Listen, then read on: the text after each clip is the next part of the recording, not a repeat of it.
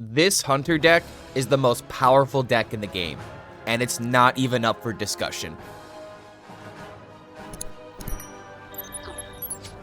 Hunter has the highest win rate of all classes at every single rank in Hearthstone, and it's all thanks to how powerful Beast Hunter is. Several people have been able to hit high legend with Beast Hunter, but Levick as well as Bruto were able to reach rank 1 legend with their different takes on the deck. And there have been a lot of different Hunter lists that have popped up in the past week. But I'm here to show you what I believe is the most powerful Beast Hunter list that you can possibly play. And I'm gonna go ahead and put this question to bed. Is Prince Renathal the best way to play Beast Hunter? Does Prince Renathal really add another layer of complexity where extra beasts and extra cards are exactly what we need in order to get the right high roll at the right time, very carefully calculating every— No, it's just because we have an additional 10 HP. And I want to give a special thanks to Ridiculous Hat for reminding me that sometimes the most basic answers are the correct answers. Another way to explain it, the first hero power essentially deals 12 damage. With how popular Beast Hunter has become on the ladder, it's literally gotten to the point where you have to tech your Beast Hunter deck against Beast Hunter. And when you look at its overall matchup spread, there is literally not a bad matchup for this deck except for one archetype, Bless Priest. And that is an archetype that is all or nothing. And at this point, Bless Priest is specifically crafted to destroy Beast Hunter. But Beast Hunter is without a doubt the most powerful deck in the game. So let's take a look at the 30 card list versus the 40 card list.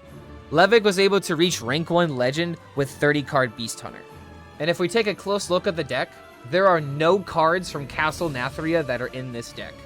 So even though I just told you that 40 card Beast Hunter is technically better than 30 card Beast Hunter, if you are a budget player, I would recommend playing this version of the deck, because there are a lot of legendaries in the 40 card version. And with a mini set happening in about 2 or 3 weeks, I would hate for you to use all of your dust just to play one deck. But I believe this is the only advantage that the 30 card list offers. It's technically less cards, so it's technically less dust. And it's still very weird to me that this deck somehow doesn't run any new cards.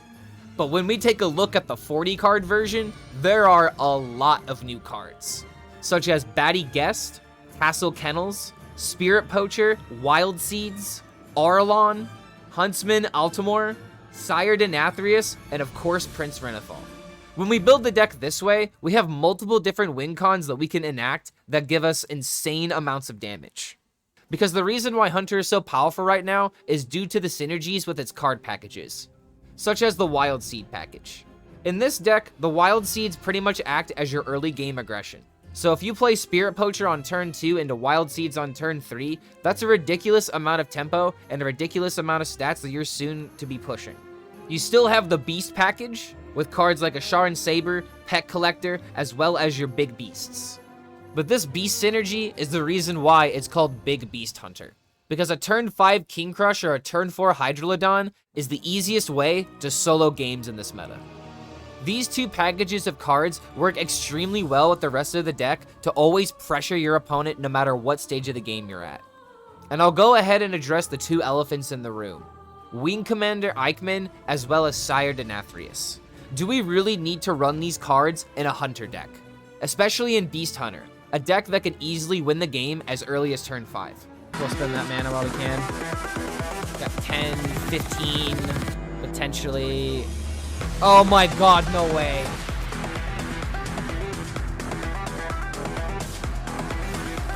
Ah! Ah! No!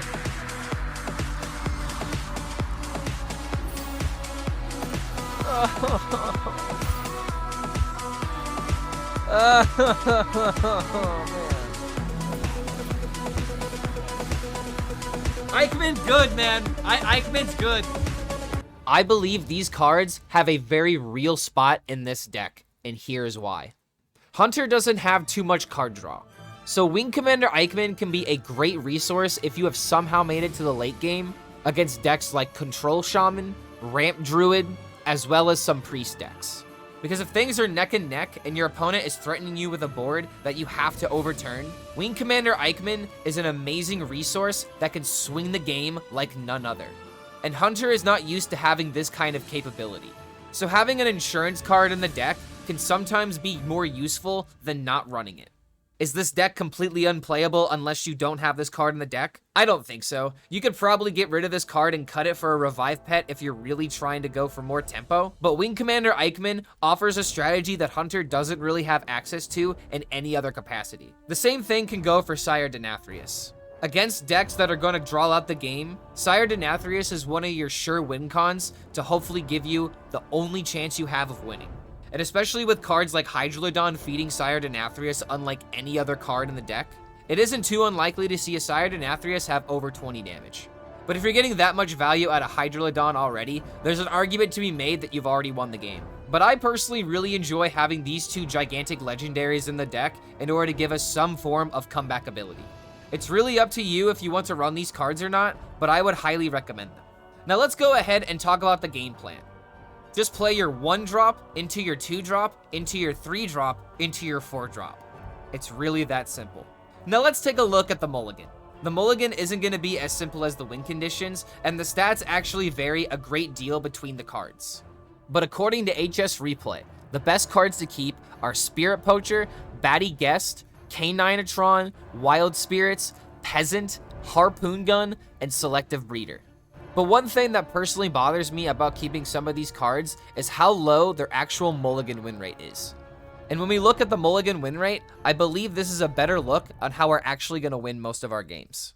Because one of the best cards that you can keep in this deck is Pet Collector. And it kind of shocks me to see that this card is only kept 40% of the time. Granted, this deck is all about getting the 1, 2, 3, 4 mana play, but Pet Collector has such insane synergy with the deck that it's hard to ignore. Especially if you have an Asharan Saber ready to go. But one thing that you cannot do with this deck is hyperfixate on certain cards. If you're going first and you have the Peasant and the 2-mana card ready to go, you just want to go ahead and focus on going all out. Which is why cards like Peasant, Spirit Poacher, and Wild Seeds are the most powerful cards when you mulligan for them. Personally, I find it awkward that Harpoon Gun does not have a higher mulligan win rate in Top Legend, but that just goes to show you how powerful some of these other cards actually are. Obviously, you don't want to ever keep Hydrodon in your opening hand, but there are some games where keeping Beastalker Tavish may not be that bad of an idea. But overall, keeping your low mana cards is the best strategy available to you. Just remember that there are times where Pet Collector and Beastalker Tavish can be right to keep in the mulligan. Overall, I am not a fan of Beast Hunter, but it's just because I don't like the Hunter class in general. The one thing that personally bothers me about this deck is not the fact that it's favored into everything, it's just the overall game plan. I'm really not a fan of decks that just slap me in the face as they ignore my game plan in any of the decisions that I make. And Beast Hunter quickly puts itself in a situation to where you have to play defensively against it, or else you are just going to die. And that is not a style of Hearthstone that I am personally a fan of. Personally, I believe the Hunter hero power just influences the class to where it will never be able to focus on another game plan that isn't aggro or mid-range strategies. There was one deck in Hearthstone's history that wasn't just about getting an insane amount of value with your hero power and early aggression. It was Cube Hunter. And man, would I do anything to get Carnivorous Cube back into the game. But until that day comes, we'll have to live with Beast Hunter, because this deck is not going anywhere. And unless the mini set has cards that completely warp the meta, I don't foresee that Beast Hunter is going to get any weaker. So if you're looking for a safe deck to craft in order to get you to Legend, this is probably the easiest, safest craft that I could recommend. But just don't queue this deck against me on ladder. And as always, if you guys enjoy this kind of content, feel free to like this video and subscribe to the YouTube channel to be notified about our future uploads. Thank you so much for making it to the end of this deck breakdown, and we'll see you for the next video. Do I ever just keep this in the Hunter Mirror? I kind of like the Coin Rat King option. I'm gonna go for it. Mashiloni? Is that how you pronounce that? Good to have you here, man. I like to play a lot of goofy decks, but today we're playing the serious deck because my MMR really needed it. My MMR is starving right now. Triple digits. Oh, this guy's playing Rogue. All right, I mean, cool. Sure, I don't care. I don't care about that at all, because guess what I'm gonna do? I'm gonna take a look at the bottom of my deck. And I just top deck Harpoon Gun. So how perfect is that? How perfect is that? I mean, he's gonna take the trade either way. Maybe I just play the baddie guest, actually. It may seem crazy. It may seem crazy, but the minion sticks, and that'll be 1 more damage throughout the course of the game. Oh, that's not fair. Now that's not fair. I never get good draws, always drawing dead over and over. Dude, if you're drawing dead, just play Hunter. Just play Hunter. You don't have to think when you play this deck. It's great. I love this deck for that reason. I think I'm just gonna go ahead and do this because it sets up this. All right, all right, all right. This is better to work with Harpoon Gun.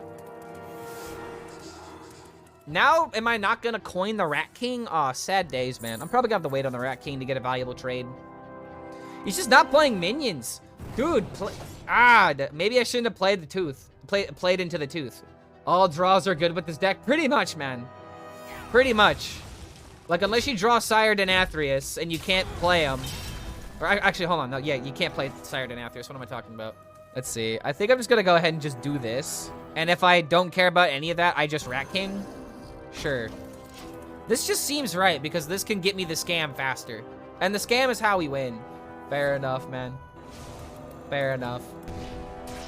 Oh, yo. That's a Rat King target. But that also means that I can't play my Harpoon. Wait, no, I can play Harpoon. And there's a way, and there's a reason to do this. Now that I top deck this. Boom. Now I can 1, 2, 3 on turn 6. Against Relic Demon Hunter, I feel like it has a chance. Because Control Warrior, you can remove the Demon Hunter board over and over again. Naga Priest, not so much. I don't think I'm the guy to ask about Charge Warrior, unfortunately.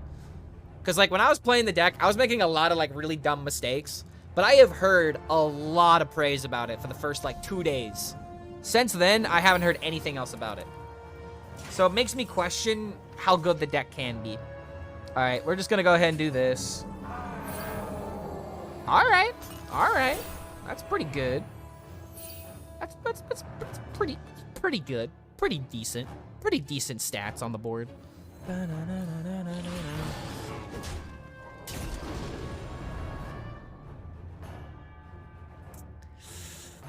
I want it. There's no reason to say no to it. There's no reason to say no. Why would I say no? You guys are crazy. Why would I say no?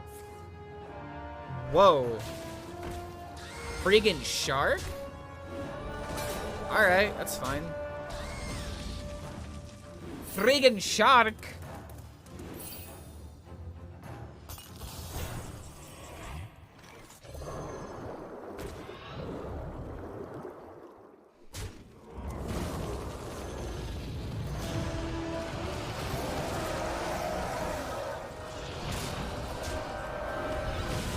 You may concede now. I mean, even if you have scabs, like, even if you have scabs, this is fine, right? Charge Warrior, Twitter bait material. Yeah, but I have to perform well with it in order to bait people with it, unfortunately. Or somebody else needs to do well enough with it. Oh, I'm sorry, friend. These are not the cards you were looking for. Yeah, that was, wow. That hurt. That hurt, dude. All right. Aha, another Warlock. There are a lot of Warlocks. What is the reason to play Warlock outside of Curse Warlock? Is there any other deck that's performing that well? Ooh, hello. Yeah, so 1, 2, 3. Potentially wait for this. Just here, power pressure. Yeah, let's take a look at the stats. Dude, why? I am cursed. I am cursed. I love dinosaurs, but dude, I am cursed. Freaking King Crush and I have a love-hate relationship, man. You won't leave me alone. Crush, leave me alone, man.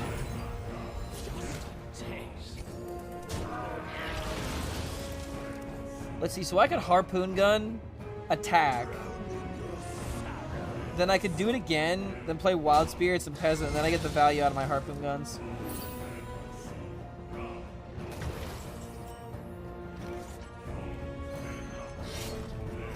Also gives me the possibility for, like, the turn 4 scams, which I have not hit yet, by the way. I guess Donnie Biscuit. This feels super awkward, dude.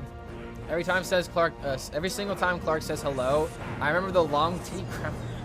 Oh, hello. No, you mean it was elbow. It was elbow titties. That's what they were. Hello. I've actually made that joke a few times, where I said it like that instead, but I didn't think anybody had picked up on it.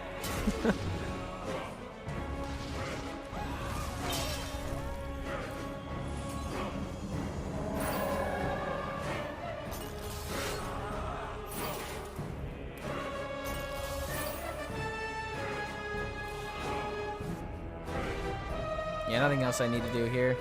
Honestly, that was a pretty effective turn. Oh. Yo, yo. Come on. Really? A top deck removal. You are so cute. Yes, you are.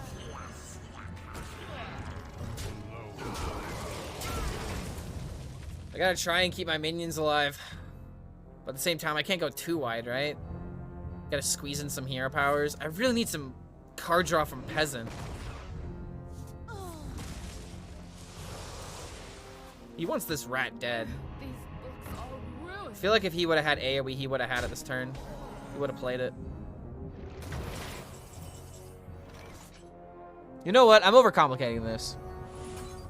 Why don't I just go face?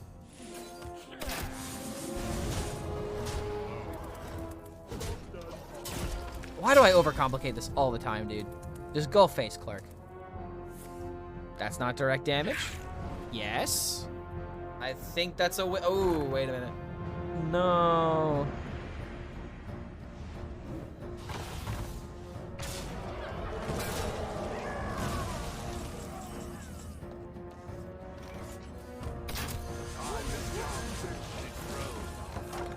I'm gonna be 1 mana away from King Crush, dude. Because he's just gonna hit me for the 10. Well, actually, hold on. He has to trade perfectly here. He has to trade entirely.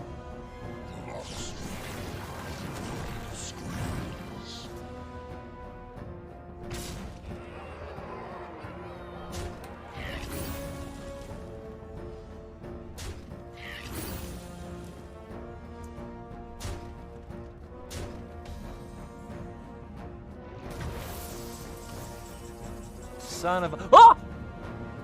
Ah!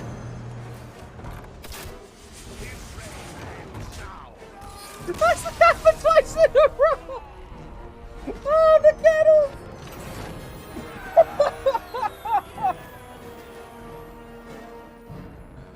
Dude, this is fair because I keep getting King Crush in my mulligan, okay? Alright? Absolutely fair. No, you can't say scam. Fair game. Fair game. Like, oh my god.